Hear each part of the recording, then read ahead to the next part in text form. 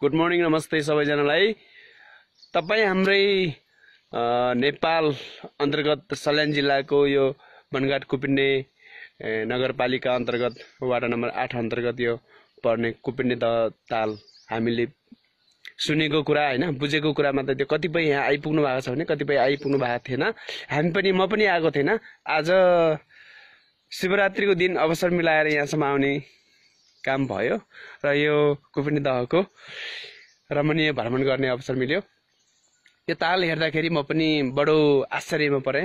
यसको इतिहास खासै त हामीलाई थाहा भएन, तर यसका विशेषताहरू थुप्रै बडो आश्चर्यजनक विशेषताहरू छन्। एउटा विशेषता त के छ भने चारौंतर्फ हरियाली वनजङ्गल छ। यहाँबाट खसेको पात पतिङ्गर धुलो मैलाहरू केही पनि देखिँदैन यो तालमा, चाहे त्यो जेठामास बर्खा जुनसुकै ऋतुमा पनि त्यस्तो फोहोरहरू तल देखिँदैन, एकदम क्लियर सफा पानी मात्रै।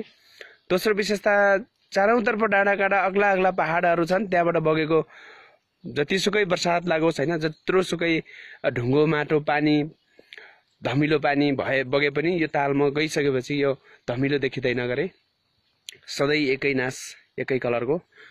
र तेस्रो विशेषता यसले समयअनुसार यसले चाहिँ आफ्नो रङहरू चेन्ज गर्ने काम गर्दछ गरे। यसको विशेषताहरू सुन्दै बडो अचम्म लाग्छ। हामी पनि आएको थिएनौँ, यतिखेर आउने अवसर मिल्यो। हाम्रो साथमा हुनुहुन्छ मोहन सर, उहाँ त 2-3 पटक आएर पनि गइपुग्नु भएको रहेछ। म चाहिँ आएको थिएन, मेरो लागि यो पहिलो पटक हो। मेरो भान्जा चाहिँ हुनुहुन्छ, ऊ परदेखि आउँदै हुनुहुन्छ। अझै यहाँबाट माथि घुम्ने कार्यक्रम छ हाम्रो चाहिँ, यो शिवरात्रिको अवसर पारेर। ल हजुर सबैलाई धन्यवाद।